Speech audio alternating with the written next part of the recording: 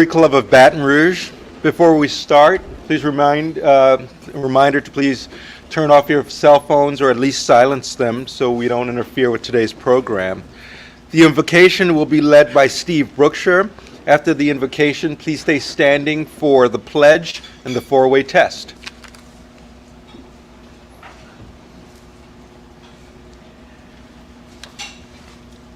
Lord God, we give you glory as we pause and call to mind your presence with us in our meeting today. We ask that we look for your face in those people seated at the table with us. We're grateful for the dedicated educators that you've given to us, the teachers who have touched our lives, and the administrators who've created and operated our educational institutions. Bless them as they embrace the special challenges that they face in our uncertain times. Bless also this food and us to your service. Amen. Amen. I pledge allegiance to the flag of the United States of America and to the republic for which it stands, one nation under God, indivisible, with liberty and justice for all. You'll join me for the four-way test, please. The four-way test of the things we think, say, or do. Is it the truth? Is it fair to all concerned? Will it build goodwill and better friendship? Will it be beneficial to all concerned?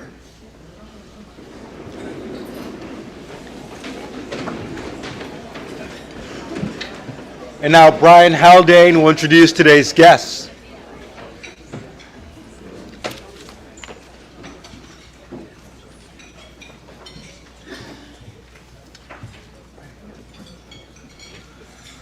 Please join me in welcoming our guests today. As I introduce our visitors, would you please stand and be recognized? And members, please hold your applause until all have been introduced. Sarah Barlow is a guest of our speaker, Dr. Willie Smith. Pamela Rivera-Jones. Paul Mawson is a guest of Barbara Clark. Carissa Graves, a guest of Liz Hampton. And Kelly Welsh is a guest of Stephanie Cargall. Welcome, y'all.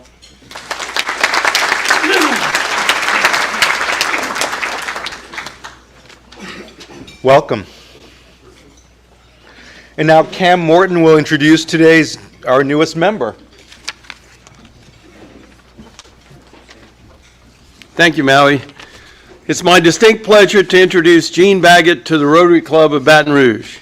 I first met Gene by email in the spring of 2017 when his longtime friend and past Rotary president, Haggai Davis, introduced us.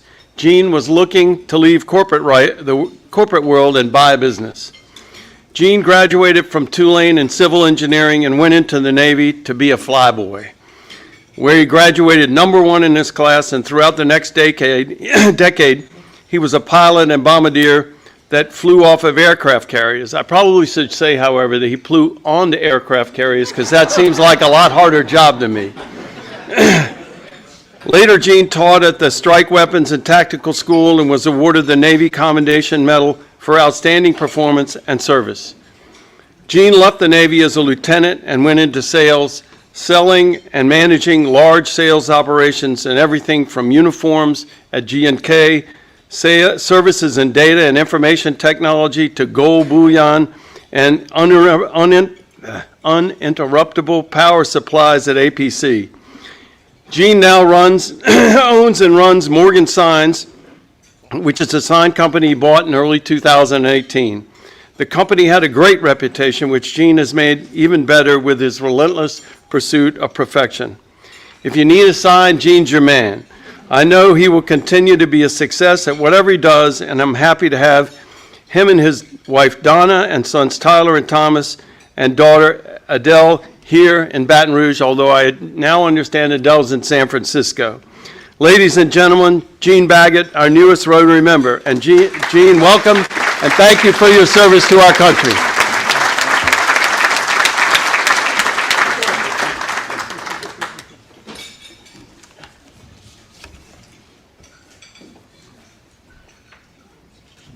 Thank you.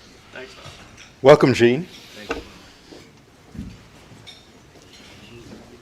Today's head table, to my right, your left, Haggai Davis, past president, customer success manager, general informatics who led us with the pledge, Cam Morton, owner, VR Baton Rouge, Gene Baggett, our newest member, Stephen Winkler, past president, and he's also the program committee chair, so beware.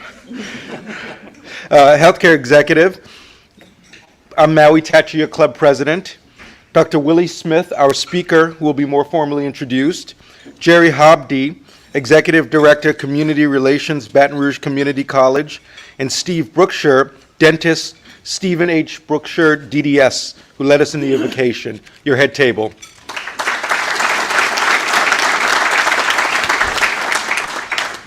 And today we have two baby barrels. The first is Raul Guillaume. Raul is the proud grandfather of two baby boys, Jules Henry Guillaume, who was born on August 2nd, 2021. He weighed 8 pounds and 3 ounces. Jules resides with his parents, Randy and Leah Guillaume, in Baton Rouge, Louisiana.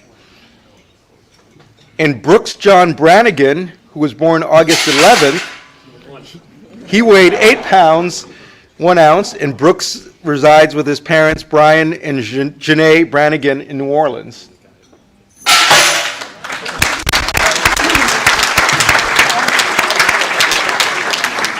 Congrats, Raul. We have a couple of announcements. The first, I think we all remember the first week of September when Hurricane Ida was barreling up the Gulf Coast, was making a straight line towards Baton Rouge, and we were all getting prepared. Baton Rouge was fortunately spared to some extent, but unfortunately our neighbors to the east of us and many of our neighbors down in the Gulf region, Grand Isle, and those other areas experienced some very traumatic and devastating damage. I, along with the board of the Rotary Club, had a meeting, and we decided to have an ask our members to raise funds for our neighbors who have been affected by Hurricane Ida.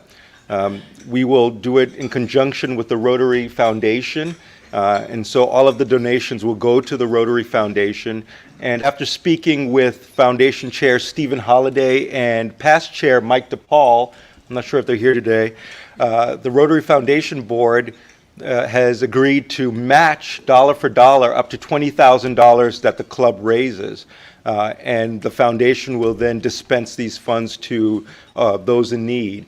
And so you should have received an email today, or you will receive an email today from the club with an easy link to go ahead and donate. And I hope everyone will donate anything that you can. So just wanted to remind the club, and also to thank everyone already. We've gotten emails of support, and club members have been doing a lot of work on the ground already. And so, just wanted to thank you again. And now there is a membership drawing, and past President Stephen Winkler, he should be around here somewhere, should come up and draw the winner.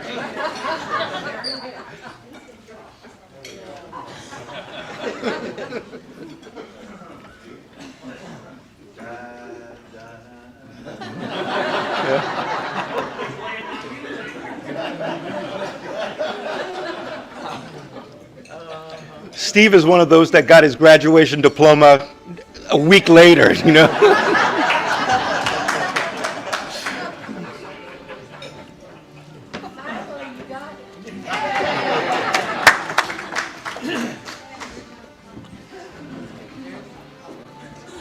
Congratulations, Steve. On behalf of BRCC, congratulations. Congratulate again.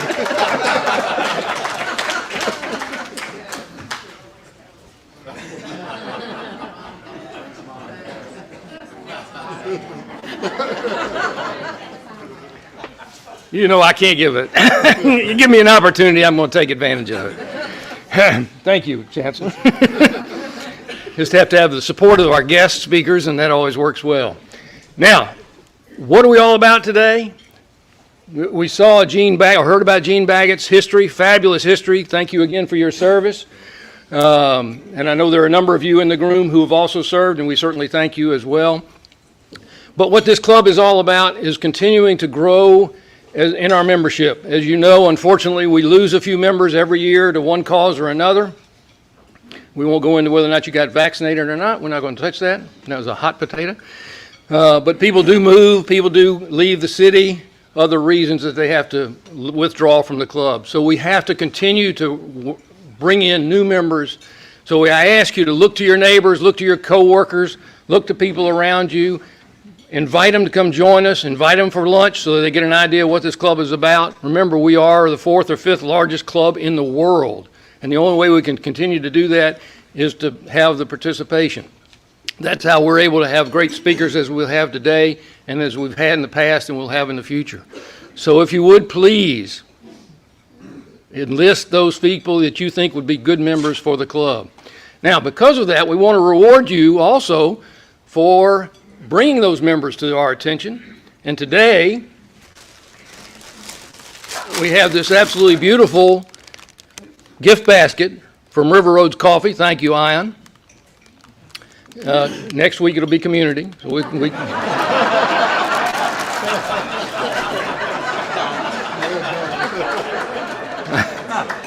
I'm going to be as balanced as I can possibly be. I need you both bringing new members in. All of your customers on each of those routes need to be, somebody needs to be a member.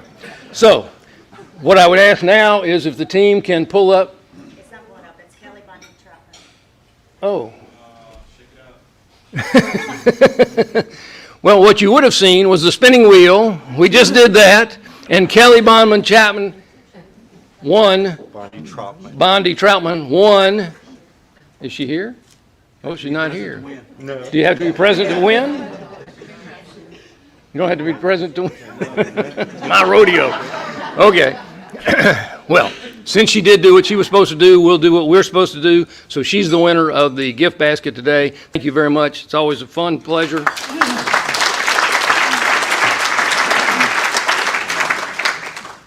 Thank you, sir. Thank you, Past President Stephen. Upcoming speakers. Next week, our guest speaker will be Mendy Richard, wife of our own President-elect Shard Richard. She is the Deputy Assistant Secretary of State at the Office of Public Health, and she'll be speaking to us about how continuous quality improvement works in government. On Wednesday, October 20th, our guest speaker is Mayor Nicholas Hunter of Lake Charles, and he'll be talking to us about the city of Lake Charles, the challenges they've had, and how they're overcoming those challenges. And also on October 20th, we will be having an on-site vaccination day. We will be having Pfizer booster shots. So please come to that. And also, you don't have to be a member of the club. If you're eligible for a booster shot, please come. So please spread the word. And then on the 27th, we're having an off-site fellowship. Remember, you need to register for the off-sites, and we have more off-site locations because we're going to have smaller members at each location. So please register online. And now Jerry Hobdy will introduce today's speaker.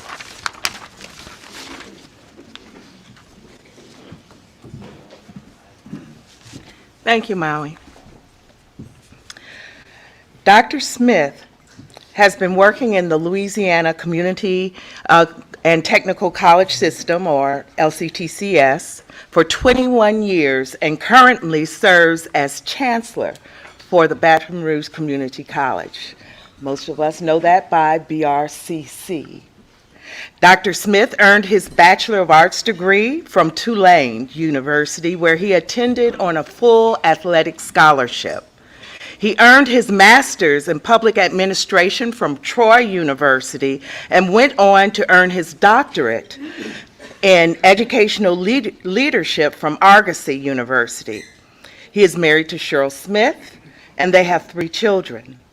Before Dr. Smith became chancellor at BRCC, He held many senior positions at LCTCS, where he distinguished himself as an innovative and transformative leader. While there, he served as Vice President for Training and Business Partnerships, Chief Executive Officer for South Central Louisiana Technical College, and Vice President of Academics and Workforce Solutions at South Louisiana Community College. During the span of his career, he also worked in similar leadership roles at Acadiana Technical College, now South Louisiana College. His prior work included serving as a program director in the Lafayette Parish School Systems. And Dr. Smith also served as a social worker supervisor for the Mobile Police Department in Mobile, Alabama, where he was recognized locally and nationally for addressing and combating high levels of juvenile crime. Dr. Smith is extremely active in the community and is an alumni of Cable's Leadership Louisiana, class of 2016. He has received numerous civic and professional awards for his outstanding civic and professional work. At BRCC, he is removing barriers to admission and providing necessary supports and superior education and training to ensure the success of all of our students, whether they are entering the workforce or going on to attend LSU, Southern, or another college. Rotarians and guests, and my colleagues, please join me in welcoming Dr. Smith. Thank you.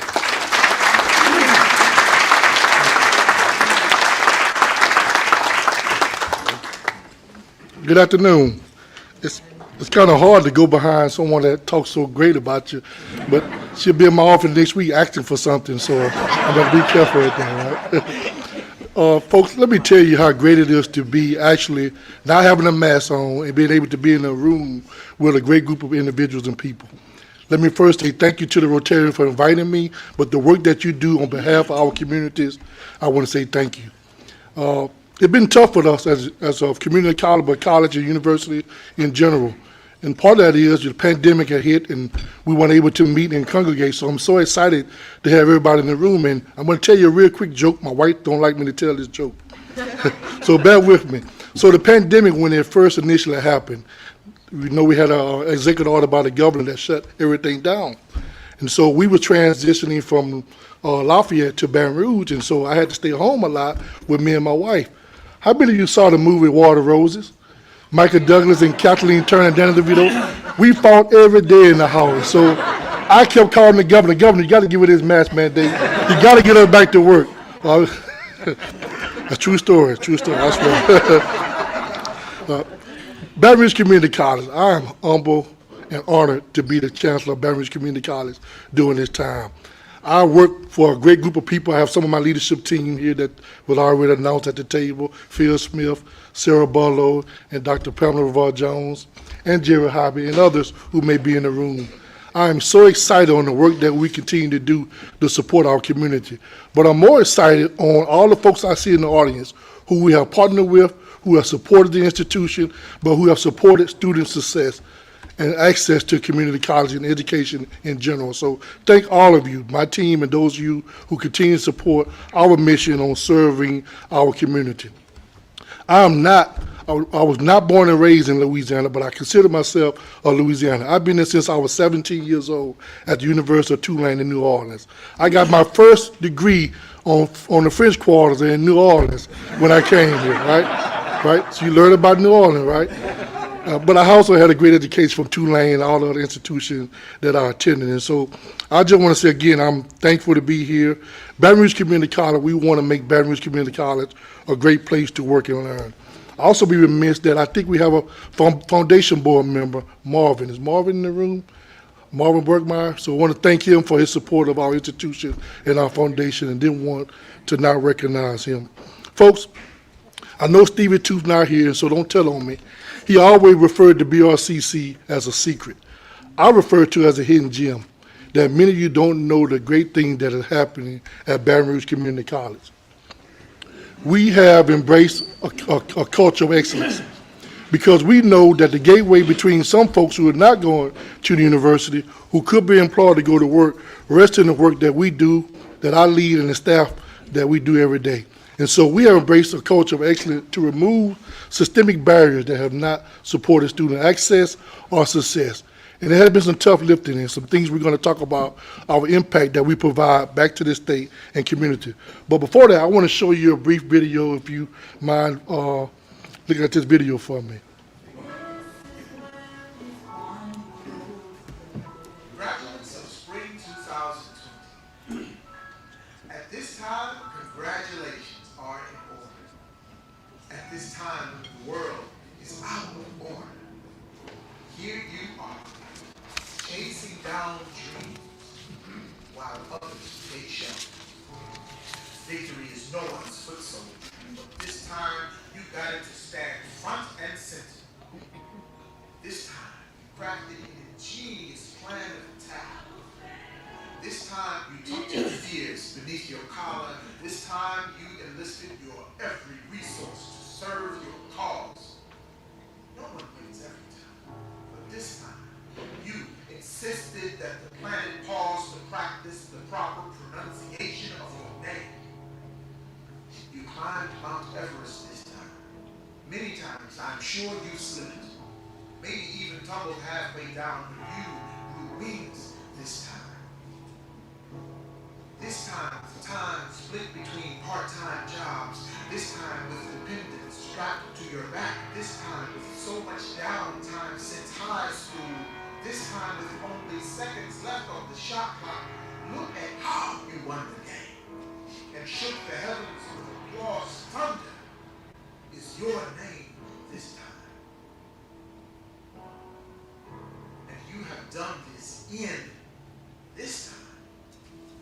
In this time of social change, in this time of social distance, social distraction, and the impenetrable bubbles of interaction, in this time when even the like-minded have been divided into isolated rooms, you made room to bear down and get this done. In this time, remember, just as you applied your whole self to earn it, love it with your whole self. Love it like this is the way it was meant to be. Love it the way good moments and good people deserve to be loved. And you be loved. And you be proud. Photograph it, share it, and frame it, and place it on the most splendid of altars this time. For all the other times to admire. I will stand up. I will not fall. I will stay strong. Never giving up faith. I will go on. Go on the way. This will be the day.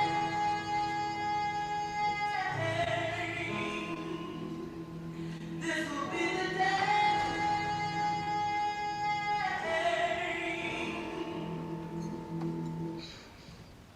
Thank you for that video. You know,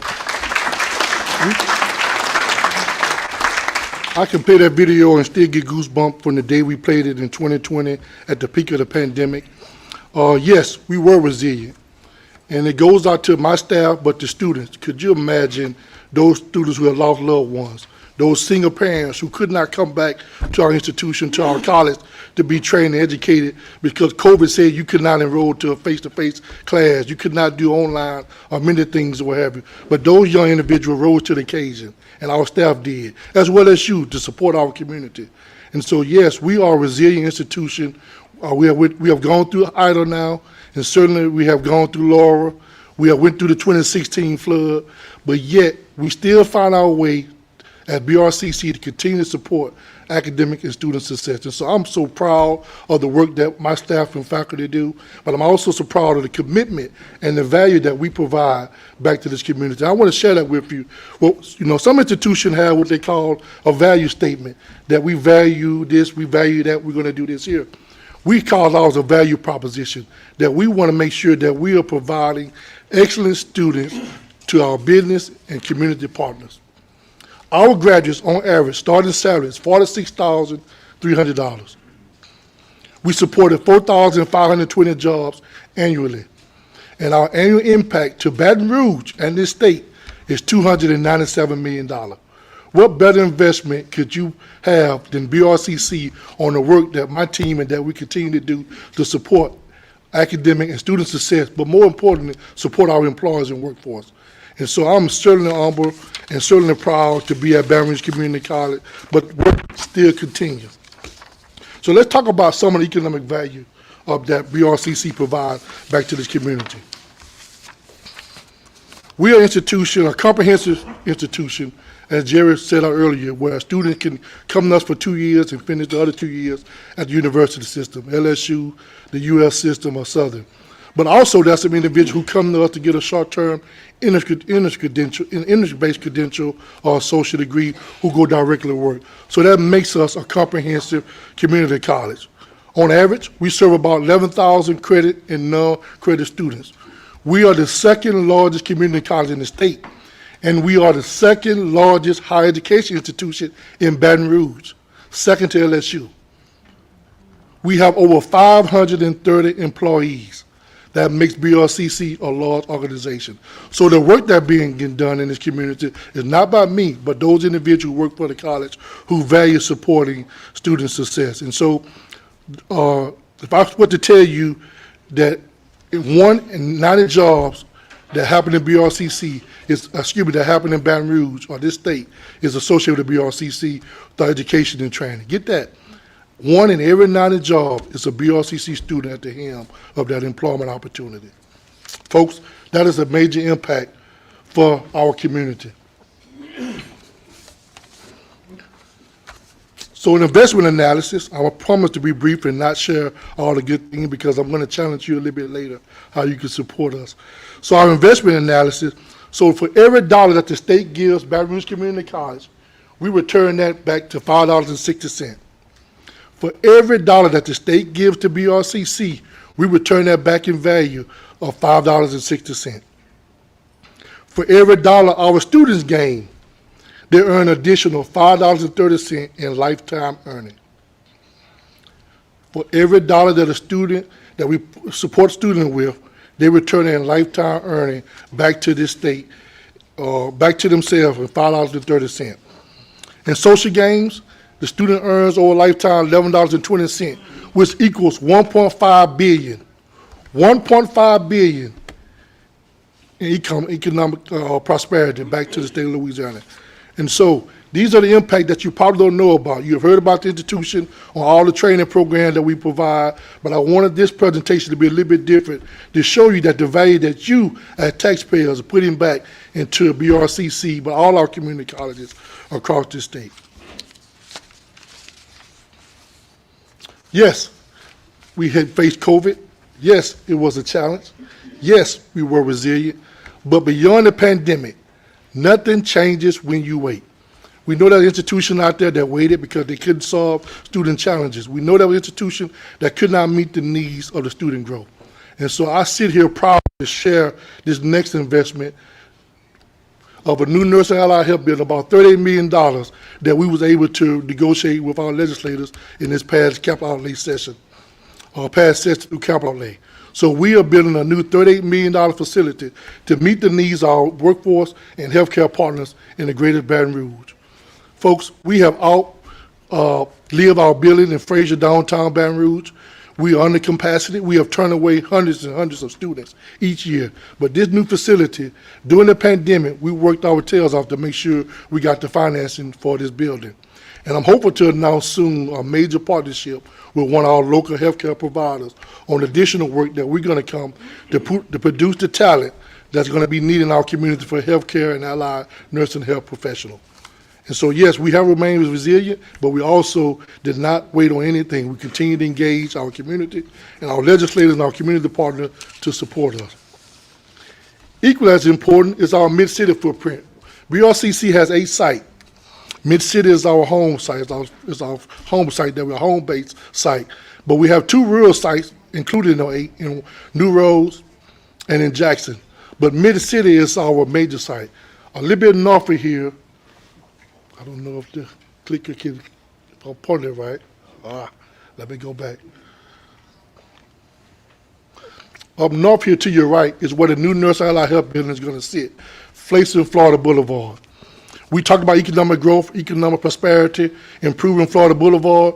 We strategically decided to put that building on Florida Boulevard. $38 million that's going to interface, Maury, on Florida Boulevard. When you and I first met, we talked about what we can do on Florida Boulevard, right? This is what we're doing. We're putting a $38 million investment on Florida Boulevard. And I can't show you in the picture right here, but right in front of that is where students are going to be dropped off through CATS, through the local bus system. And I also want to thank one of our partners in here, Ann Tablata, who's helping us with some of the things that are going to support our growth on this college campus. So we're also going to close off, or we're going to divert the traffic off of Community College Drive because it's a safety issue to make sure students can freely access our college. For 15 to 20 years, 20 to building, we've been there for 23 years, but about 15 to 20 years, my understanding that every administration tried to divert the traffic. We was able to successfully do it. I want to thank Ann and her team with Forte Tablata for helping us get that. And so, folks, when you invest your young people, your family members, or young adults that come to our college, and adults, they're going to be able to freely move about our campus without having to cross or interface where traffic is engaging from a safety standpoint. And so I'm excited about that. That's a $7 million project that we continue to get investment on and to support that. And so our growth is astronomical, but our growth is a challenge to what we want to do to provide the great and excellent service back to our students, but certainly back to you all, an investment that you make to support Baton Rouge Community College. Our challenges. Nobody like to hear about those, right? Right. I promise to be quick on those challenges.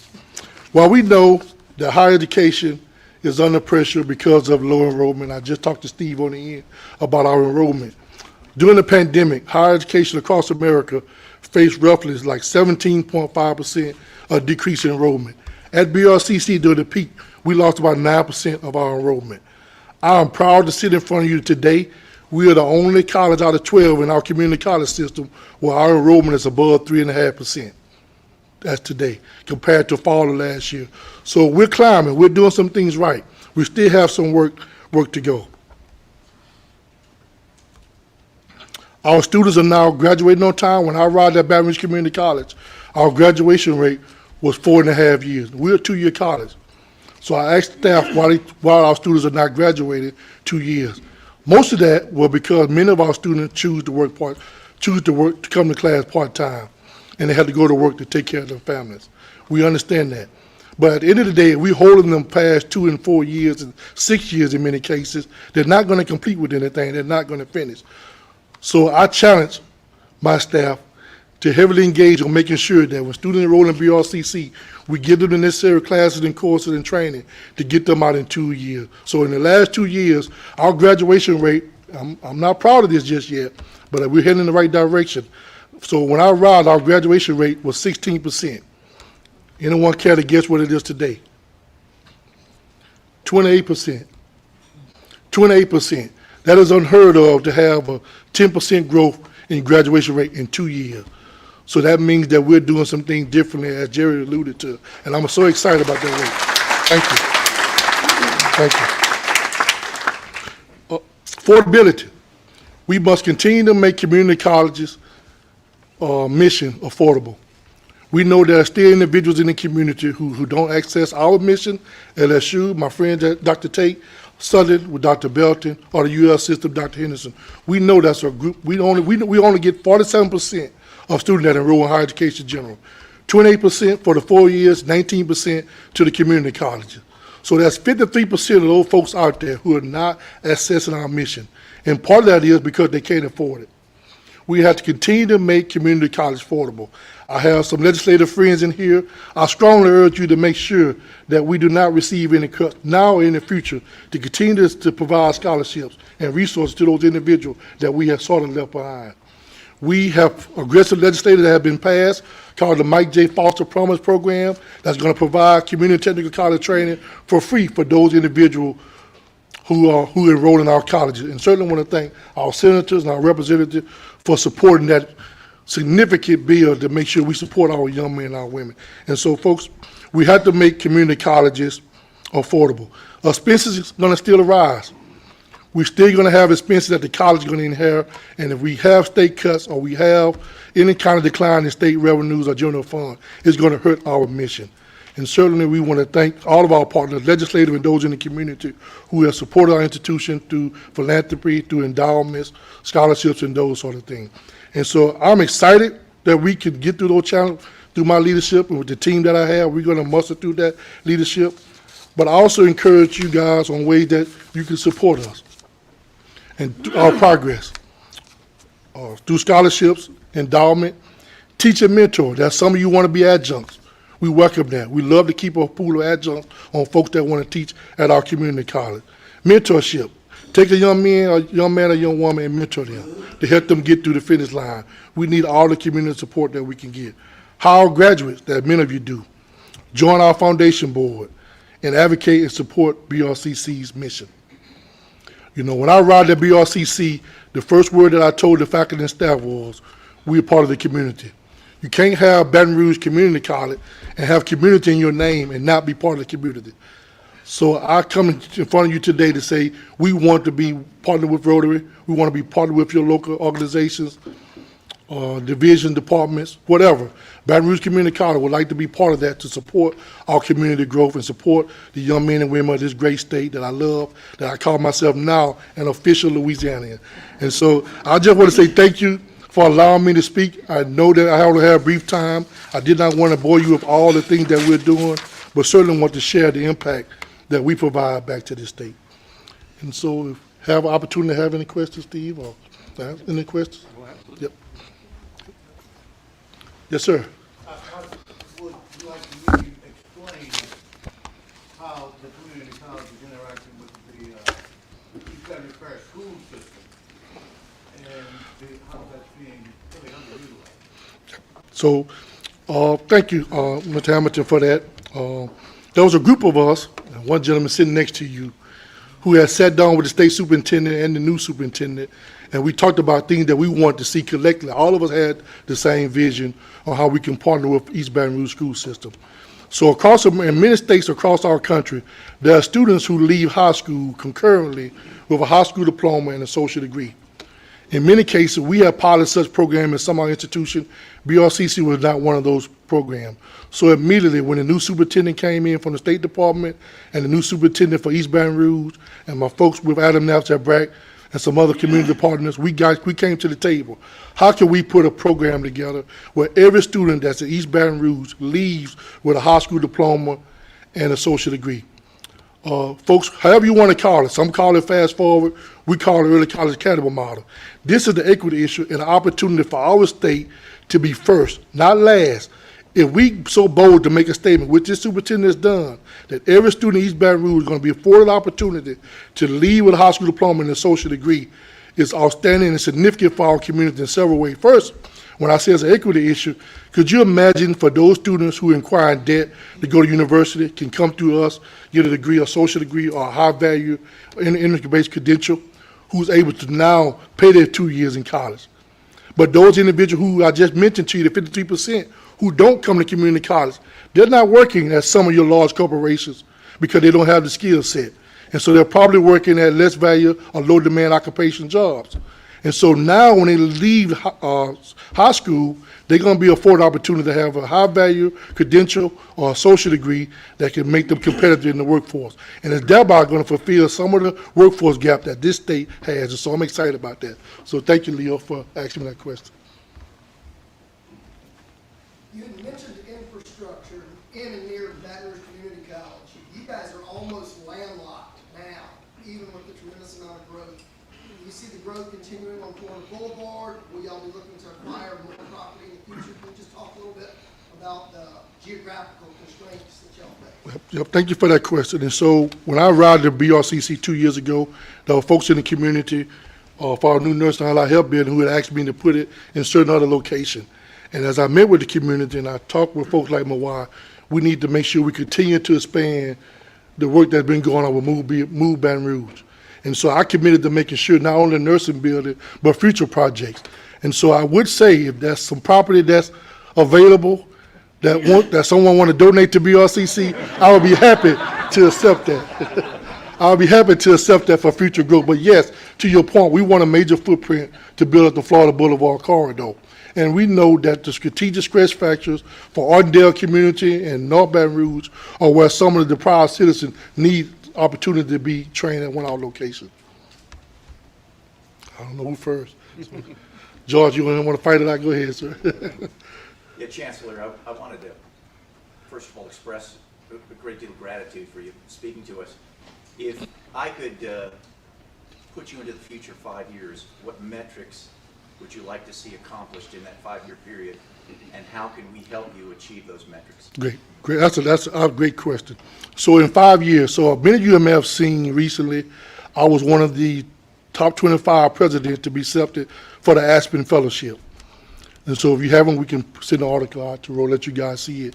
But it's a highly competitive selection criteria to be accepted in the Aspen Fellowship. And so one of the things that I'm going to work on as part of my fellowship is improving systemic data of women, and particularly with minority women not completing community college. 47% of minority women and women in general are completing community college at BRCC. That's too low. And many of these times, you think about it, and some of you know, some of the women that we have at our institution have children, 1 and 2 children. If we don't do anything about that, then we're going to continue to see the deterioration of our family, the support of children from a nurturing standpoint, and those sort of things. So I made the commitment as part of my study, as part of my fellowship, is to focus on 5 years on improving that population of students, particularly women and minority women, that they can systemically graduate on time in a high demand field, but certainly more than 47%. Well, first of all, thank you for what you do. I've been able to take part in partnering with you around a lot of the initiatives that you're looking at. What role, if any, do you see virtual learning playing in the future for veterans? Yep. So I talked about our enrollment increase, and we know that 49% of our students have reading and learning deficits. 49%, maybe a little bit over there. Don't quote me on the new statistical data. And so it was a challenge for many of them to go online. And so we had to heavily engage in pedagogy with our faculty, but certainly with resources to make them comfortable to use online. We use the word asynchronous and synchronous. Asynchronous means purely, asynchronous means it's a hybrid format where you can be online with a faculty member, virtually engage in it. Synchronous means that you are just solely by yourself. You're doing that by yourself, work with the faculty member. And so I see virtual component as being a major vehicle for us. The flip side of that is when we looked at the data and we came back when the governor lifted some of the mandates, many of our students still chose to be online and virtual. We were surprised at that. We thought that many would come back to be face-to-face. And so our enrollment has increased from that standpoint to virtual and online. And so the future of virtual is on here. But here's the issue and the concern. We serve 2 rural parishes, Pumpkin P and Jackson. And so those students do not have the broadband access and capability. We have to do something about that. I believe that is our normal day challenge that we need to face. Other than water, bringing clean water, is making sure that broadband services to those distressed community. Even in the city of Baton Rouge, when we surveyed our students, a large percent of our students did not have broadband access, couldn't afford it. Even our faculty and staff. Phil Smith can attest, we had to pay for our faculty and staff to have broadband access to do virtual. So if we don't find our ways to finance it and make it easier for people to access, virtual is going to be challenging for us in the future. So hope I answered your question.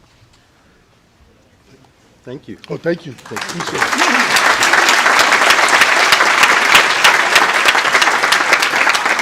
Thank you, Dr. Smith, and the meeting is adjourned.